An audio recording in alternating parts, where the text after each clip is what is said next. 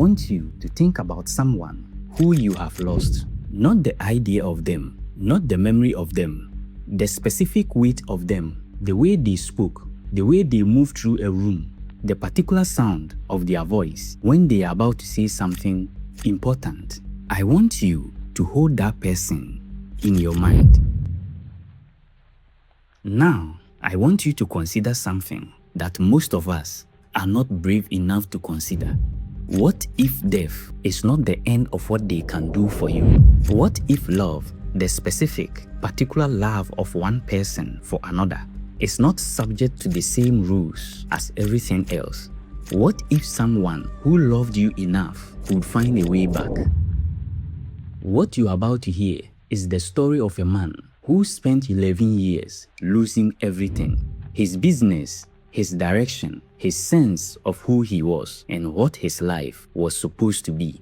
11 years of slow collapse. And then someone showed up. A person he came to know, to trust. A person who saw him when no one else did. A person who changed the entire direction of his life, redirected every wrong decision before it became permanent, and set him on the path he could not have found alone. And then that person died, and it was only in the death of this person, only when he went looking for answers, that he discovered the truth that broke him open completely. The man who had saved his life had been dead for 11 years, dead before they ever met, dead before a single conversation between them had ever taken place. To understand what happened 11 years later, you must first understand what was lost. He was the older brother, the one who had figured it out first, or so it seemed. The one who had established himself, built something, created a life that the younger brother looked at with a mixture of admiration and quiet pressure. They were not separated by distance. They were close in the way that matters, not just by blood, but by choice. They spoke often. They understood each other in the way that only two people who grew up in the same house can understand each other. Through shorthand, through silence, through the specific shared language of having survived the same childhood. He was more than my brother. He was the person I measured myself against, not in competition, in orientation. I always knew where I was going because I could look at him and know which direction was forward. And then he died. It was not slow. It was not something that gave anyone time to prepare. It arrived the way the worst things always arrive, suddenly and without negotiation. He was gone. The younger brother was left with something that has no precise name in any language. It is not just grief. Grief is the emotion. What he was left with was the collapse of orientation, the removal of the fixed point by which he had always known where he was standing. People kept telling me to be strong, to carry on, that he would want me to keep going, and I tried to believe them. I tried to act as though those words meant something.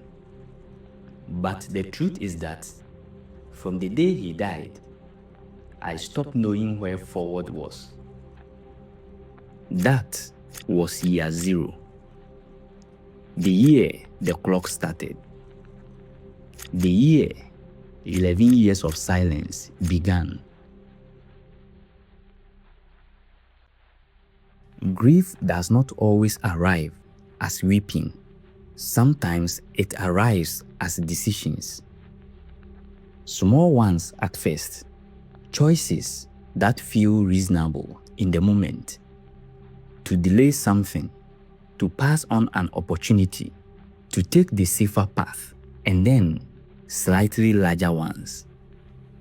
The business partnership he chose not to pursue, the move he decided against, the relationship that broke apart, not because of any single argument, but because he was not fully present inside his own life anymore. I want to be clear about something. I was not weak. I was not lazy. I got up every morning. I went through the motions. I worked. I tried. But there is a version of trying that is really just surviving. That is just keeping yourself alive without actually building anything. That is what I was doing for years, and I did not even know it. By year 3, the business he had started was struggling in ways he could not fully explain. The numbers were not catastrophic, but they were not right, and he could not find the source of the wrongness. It was as if something essential was missing from his decision-making. Some element of clarity or courage that he had possessed before and now could not locate. By year 5, the struggle had deepened. He had made several choices that he would later describe as choosing the wrong road at every fork. Not recklessly, carefully, thoughtfully, and still wrong every time. I began to think that maybe this was just who I was without him. Maybe the version of me that could make good decisions had been borrowed from him all along. And now that he was gone, I had to return it. By year 7, he was facing something more serious than struggling. He was at the edge of a decision that would have altered the entire course of his life. A commitment, a direction, a path he was about to take that everyone around him was encouraging him toward. That felt like the logical next step, and that would have been, he now knows, a catastrophic mistake. He was about to step off the edge, and that is when the stranger appeared.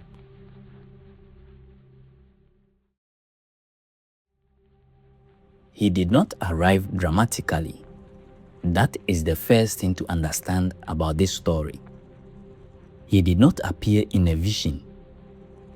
He did not announce himself. He did not arrive with any signal that something unusual was happening. He arrived the way people arrive in real life, quietly, without ceremony, as a new presence in an ordinary situation. We met through work, through someone who knew someone, the kind of introduction that happens 100 times a year and almost never becomes anything significant. I did not think anything of it at first.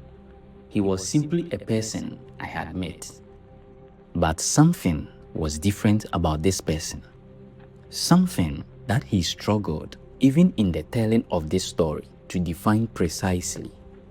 He understood things about my situation that I had not told him. Not private things at first. He was not making grand claims or mysterious declarations. It was smaller than that. He would make an observation about a choice I was considering, and it would be exactly the observation my brother would have made. The same angle, the same emphasis, the same ability to see which part of a problem was the real problem and which parts were noise. He became, over the following months, something the brother had not had since year 0, a fixed point, a reference, someone whose perspective he could use to orient himself. For the first time in 7 years, I knew which direction was forward again.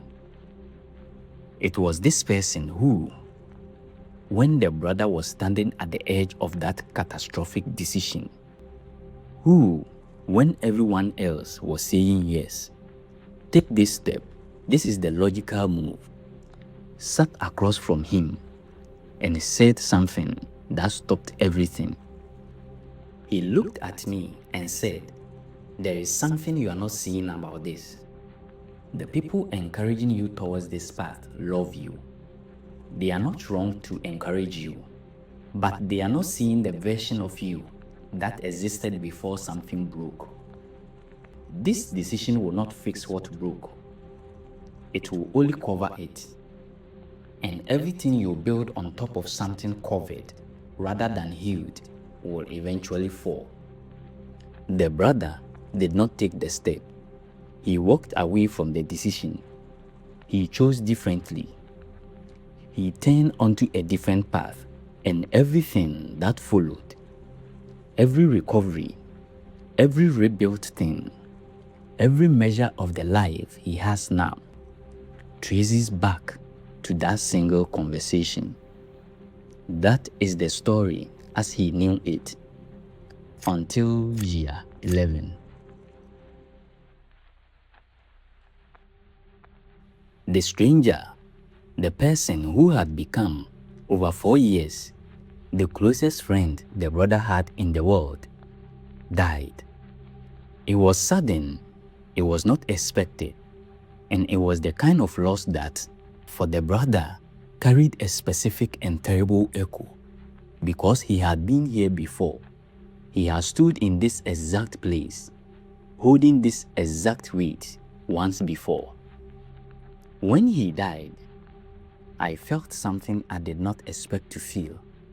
It was not only grief for him, it was grief for my brother again, as if losing this person had somehow reopened the first loss, as if they were connected in a way I did not yet understand.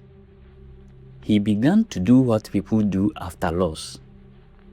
He went looking through the person's belongings, through the memories of those who had known him. He wanted to understand who this person had been before they met. And that is when the first strange thing surfaced. People who had known him, people who said they had known him for years before I met him, kept describing a version of him that did not match what I knew. The timeline did not fit. The places did not align. I kept finding gaps, inconsistencies, things that should have been simple to verify that I could not verify. He began asking different questions. Not who was this person, but who was this person exactly? Where had he come from? Where had he been? And then he found it. A record, a date, a document that confirmed it, without ambiguity, that the man he had known, the man who had redirected his life, who had sat across from him and spoken the words that pulled him back from the edge, had died. Not recently, not while they knew each other, 11 years before they met, the same year as his brother, the same year as year 0.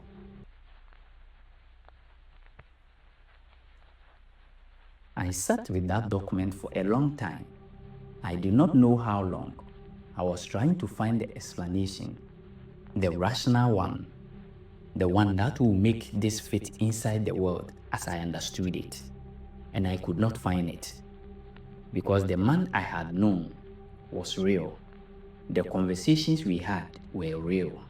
The day he sat across from me and said those words that changed everything, that was real. I have never been more certain of anything in my life. He thought about his brother. He thought about everything his brother would have said to him at year 3, year 5, year 7, the exact kind of observation, the exact angle of understanding, the specific ability to see which part of a problem was the real problem. He thought about the conversation that had saved him. He thought about the voice in that conversation. I do not know how to explain what I understood in that moment. I do not have the language for it. What I can tell you is this. I knew, not as a feeling, as a certainty, the kind of certainty that does not require explanation because it exists below the level where explanation operates. I knew who had come back. I knew who had sat across from me. I knew who had pulled me back from the edge. His brother, who had died 11 years before, who had loved him in life and had, it seems, refused to stop. He did not tell many people what he found. He tells this story now because he believes it needs to be told, not as proof of something that cannot be proved, but as testimony, as a record, as something placed into the world for whoever needs to find it. I am not asking you to believe what I believe. I am not asking you to fit this story into any framework you are not ready for. What I am asking, the only thing I am asking, is that you consider the ability that love is more durable than we think, that what connects two people does not simply terminate because one of them stopped breathing. I have lived the alternative. I have felt it. And I am not the same person I was before. He rebuilt, not dramatically, steadily, the way people rebuild when the foundation has finally been cleared of what should have not been there. He made the decisions he had been unable to make for 7 years. He chose the path that, this time, were right, not because he had someone to guide him, because the guidance had already been given, and now he understood what it was, and he could honor it. Every good thing in my life now, everything I have built and everyone I have built it with, exists because he came back, because he refused to leave me without what I needed. I cannot prove that. I cannot show it to you in a document or demonstrate it in a way that satisfies every reasonable standard of evidence. But I do not need to. I lived it, and that is enough. There is one more thing he shared, something he had thought about every day since year 11. He saved my life. He came back specifically to do that. I believe that completely. And he stayed long enough to do it. And then he was gone again. And what I have never been able to stop thinking about is this. He gave 4 years of his return to me. 4 years of whatever it is he was. Whatever form love takes when it refuses to be stopped by death. He gave all of it to pulling me back from the edge. And I wonder sometimes whether he is at peace now. Whether finishing what he came to do gave him the rest he deserved. I hope so. I hope so more than I have ever hoped for anything. I have been telling stories on this channel for a long time. Stories about what happens in the dark. About the things people carry that they cannot put down. About the forces, visible and invisible, that move through human lives and leave marks that do not fade. I have told stories that frightened me.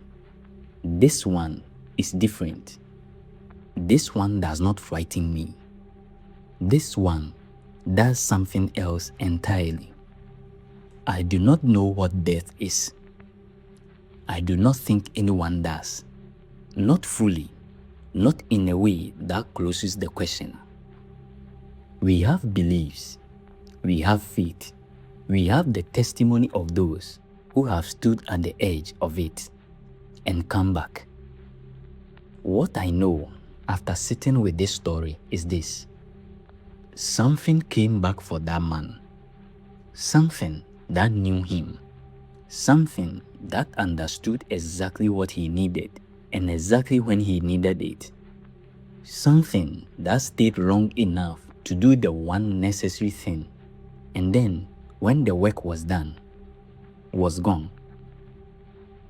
Whether you call that God, whether you call it love, whether you call it the specific stubborn refusal of one soul to abandon another, the name you give it does not change what it was. It was real, and it saved a man's life. He asked me when he submitted this story to say one thing on his behalf, not to the general audience, to someone listening who is in their own year 7, anyone who is standing at the wrong edge, anyone who feels like they have lost the person by whom they measure everything and have not been able to find the direction since. You are not alone, as the silence has made you feel. Love does not stop at death. It finds a way. I am evidence of that. I am walking, living, breathing evidence of that. And I am here.